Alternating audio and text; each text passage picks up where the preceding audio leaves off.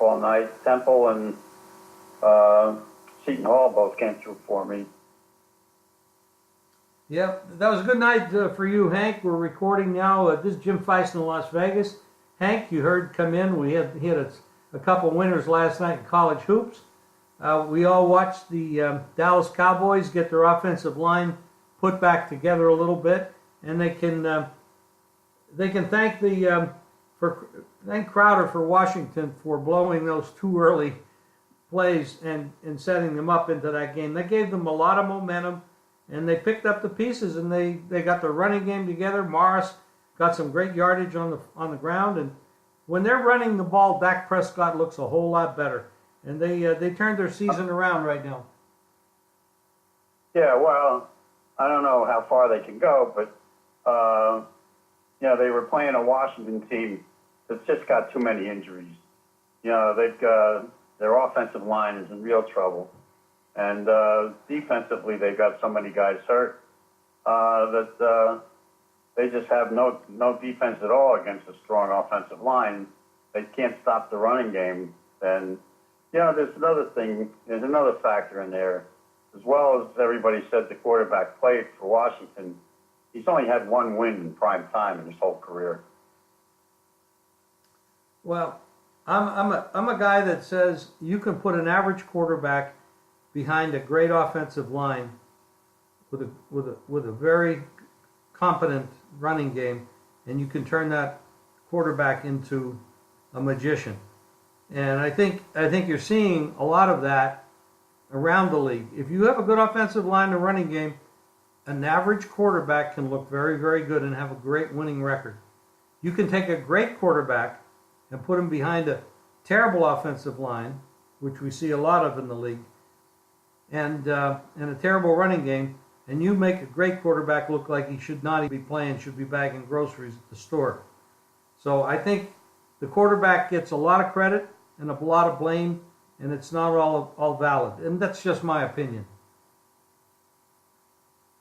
Well, it's hard to argue that you got to have balance.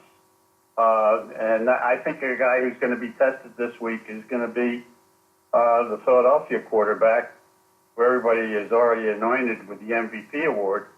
And he goes this weekend to Seattle. And I know Seattle's defense isn't at full strength, but neither is the offensive line for Philadelphia. And that number is climbing and maybe a little bit out of hand right now. And it's an interesting game to me. Totally. There aren't many teams that get the kind of, the pressure on Philadelphia, the betting pressure, the bets are coming in on Philly right and left. And I don't know how high it'll go. I think the Sharps will buy it back. I think I think it's already too high. But we'll see. Philadelphia's become a very public team. Yes. It's going to take a lot of Sharks, I think, to bring the game down. Well, the Sharks usually come in with big bets, and the public usually comes in with small bets. So you can get a game where you can get 80-90% of the tickets written on one team, and you can get 10 or 20% of the money on the other, the big money coming in on the other side, and the numbers will reverse. And that's what we call a reverse line move, when they bet strongly money-wise against the public, which have massive ticket counts. And in Vegas, that's known as a reverse line move. And we all watch for that, because that you can really tell where the Sharps, the Joes, and the pros are in certain games. We have some marquee games this week. And the games are becoming more meaningful because of playoff considerations. We only have a few weeks left. That Philadelphia-Seattle game has got huge implications for Seattle, especially. You have huge implications for even a game like Oakland and the Giants and the Chargers in Cleveland, which, they're big point spreads, and Oakland and the Chargers need to keep winning. And Kansas City goes to the Jets. Kansas City's been playing horrible. The Jets, of course, give games away, but they do play hard.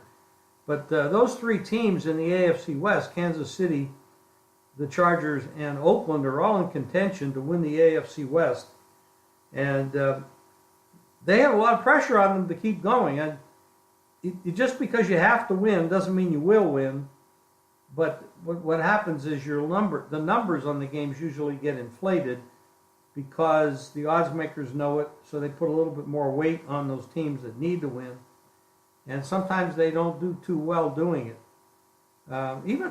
There's implications everywhere. Even a team like Green Bay is not out of it.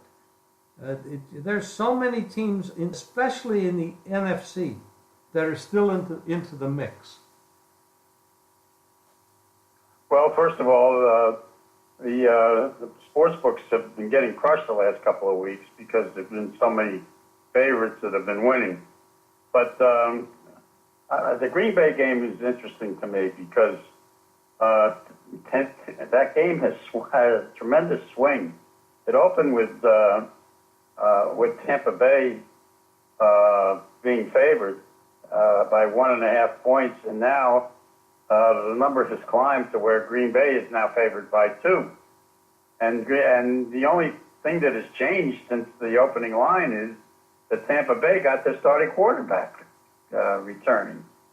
So now I know that Tampa Bay is extremely banged up on defense.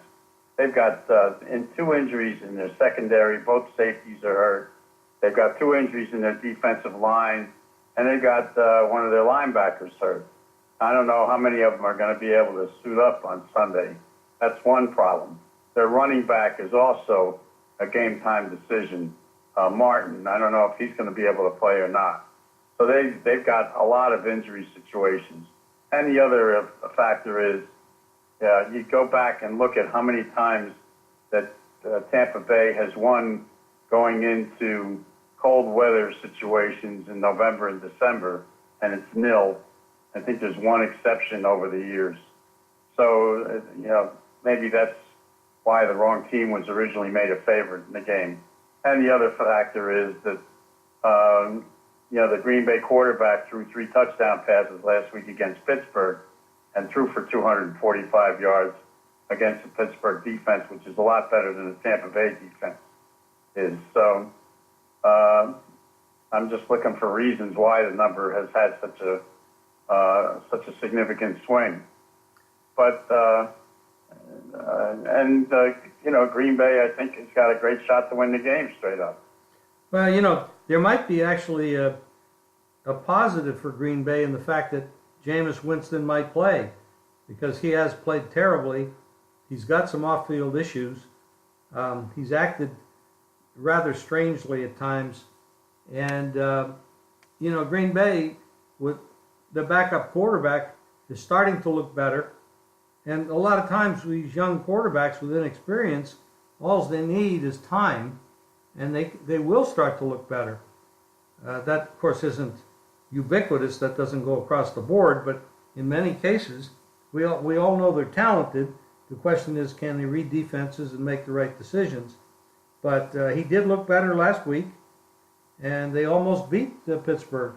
So this is a positive move off of that. Maybe, going from Fitzpatrick to Jameis Winston actually might be a downgrade at this point in the season. Tampa Bay, of course, was on that television show early. They're poorly coached. They haven't played to their potential, and they got all those injuries. But I do go back 2 weeks and remember that Green Bay was shut out. Yeah, like I said, I'm going to go back to what I just said. More experience for the quarterback can make a big difference. And I doubt if Hundley ever felt he was going to be playing much this year when they have an Aaron Rodgers. So preparation time. And Aaron Rodgers has been coaching him quite a bit lately. Well, ever since he got hurt, he's been on the sidelines. He works with him. He's trying to make him better at what he does. And I think we made some progress with him last week. So I can see the line move. I can understand. Well, he has 3 good receivers. And he has a receiver besides Cobb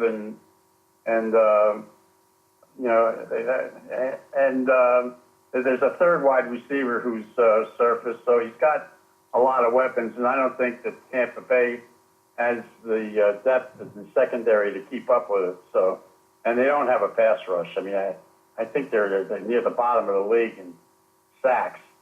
I think that's something like 12 or 13 sacks for the whole year. Yeah. There's another big game up, just looking at the board here, but really two good teams.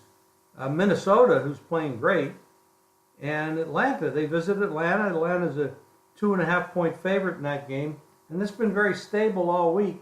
I do see some threes popping up here and there, and I'm not too sure that you can really downgrade Minnesota. Their defense has been awesome, and Case Keenum's played very well. He doesn't make many mistakes. No, he doesn't. In fact, he hasn't made it. I think he's only had 3 picks against 7 touchdown passes, something like that, in his last few games. The other thing is that that game opened 3.5, and it's gone down a little bit. I think you can still find 3. And, Atlanta has been beating some pretty inferior teams the last 3 weeks. Now, they're stepping up against an excellent defense and against the team. But, I'm going to give you a stat that may surprise you. Minnesota has scored 70, something like 70 more points than Atlanta has over the course of the season. How about that? That's incredible. You don't think of Minnesota being a high-powered offense. But I do know Atlanta went through a phase where they were scoring less than 20 points almost every game. But those phases switch. I mean, last night with Dallas, they went 3 straight games where they didn't even get to double-digit scores. And then last night poured it on. So these things, they make adjustments, and these teams do change over the course of a season. And now we're going to get to see the highly touted and Jimmy Garoppolo start for the San Francisco 49ers this week. Well, that's a game that doesn't have a lot of appeal to me because I don't know what he's going to be able to do in that game. And it's a lot of people are surprised that they're throwing him in right now. But I think Beathard is not 100%, so they really had no choice. So we'll see. He came in relief last week and, did pretty well in a short stint. He's been thought about and talked about for many years coming out of New England, and pretty high price tag on this guy, and unproven, but there's a lot of potential there. So another big game is, and these all have a lot of meaning, not the San Francisco Chicago game, but for a lot of meaning in the Detroit-Baltimore game, have a lot of playoff implications for those two teams. Well, Chicago is a pretty good defense, so let's see what he does against them. They're not all that bad, and Chicago is going to be able to run the ball against San Francisco. They've got those 2 pretty good backs, and they've got a rookie quarterback who's, I think, a pretty good rookie quarterback who's had a lot of playing experience now. So I don't know. They may be have a coaching situation that's in flux, but Chicago has been playing decently, and if you want, I think they'll test Garoppolo. I'm sure they will. Matthew Stafford, is he healthy? Going to Baltimore this week? Can he suit it up? Can he play? He can play unless he's playing against a team with a winning record. Right. But Baltimore, had a pretty good game last week, and they've got a good running game right now. So there's not a lot of pressure on Flacco, and their defense is among the top few defenses in the league. I think Baltimore actually has an outside chance to make the playoffs if they keep winning, and their special teams are pretty good. So it'll be interesting to see what happens in that game. That's a tough game for me. But I don't like the. I'm tempted to take the points with Detroit, but their defense was so bad last week. I mean, they made Keenum look like Joe Montana. They had no pass defense whatsoever. I'm not suggesting that Flacco can pick their defense apart. Maybe Keenum is better than we've all thought he was going to be. But the Detroit defense was horrible on Thanksgiving Day. Yeah, they're not a solid team across the board for sure. They have their moments. Stafford is a tough kid. He gets out there and he plays hard. He's tough, but they find ways to lose. Oh, they sure. They start off slow in games. They get too far behind. They come up short. I just think they're a bad investment. We got some college football games this week. It's starting tonight. Stanford at USC. USC opened 3 and they're up to 4. And some places have 4.5. Go higher. I guess I know what side you want to bet. Since Stanford, that quarterback has really come on the last few games for Stanford, and I think he's playing as well as the other guy right now, his opponent, because he's not making mistakes and he's got a good, solid running game. He's got a running back who's a lot of fun to watch, and I think the Stanford defense is pretty good right now. That's going to be a very close game. I'm looking forward to it. It should be fun to watch for sure. We got some other big games. We got some championship games this weekend.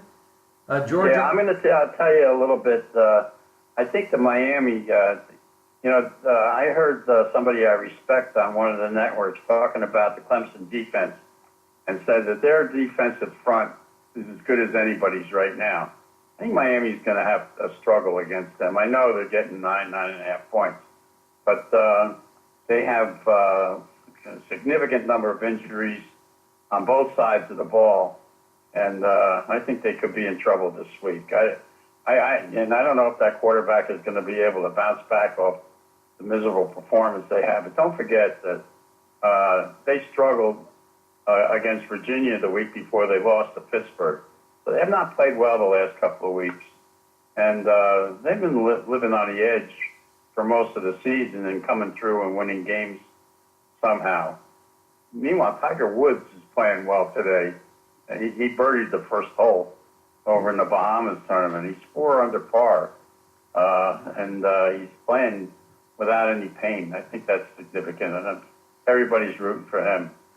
Well, it's been, we have some really good golfers, all pretty young guys like Thomas and Spieth, and there's just some really good players out there right now. And Tiger is 39, 40 years old, whatever he is, something like that. It would be great for him to come back and challenge some of these kids.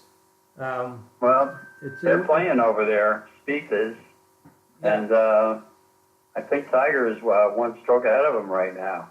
It's going to be a fun event to take a look at over the course of the weekend. Well, I'll tell you, the golf ratings will go sky high if he's playing. There's no question. He gets a big following. Yeah. Maybe he can play football and help the ratings for football. The ratings over Thanksgiving weekend were off 30% from last year. Whoa. I was not aware it was that bad. Well, there's pretty bad. I feel like the NFL has been poorly managed from the upper. I blame it on Roger Goodell and the owners. I think they have their head in the clouds and they've been counting the money for many years. It's a huge business, and I think that they've lost touch with the average fan, and they've allowed things to happen and made decisions that were pretty stupid. When you watch a game and you don't know what a catch is, and you don't know what a fumble is, and you don't know what a touchdown is, and the fan looks at that and say, "Hey, what kind of game is this? This is ridiculous." But there's one thing going on in college football, Hank, I want to bring up. There's a fiasco going on in college football today. The Tennessee Volunteers are a mess. Yeah. Absolutely. I mean, I guess they fired the athletic director today. They did. I mean, everybody they offer the coaching job turns it down. Now the athletic, I mean, the Shiano thing, when they had him the job and they pulled the plug on that deal, and they've offered other people, and they hell no, I don't want to go. I don't want to have anything to do with that job, and they walk away. This is absolutely a mess. Tennessee in college football. College football's had a great year, and the fan base is up, and the ratings are up, and the games are interesting as hell. But that one team, Tennessee's really got some problems. Yeah, they have.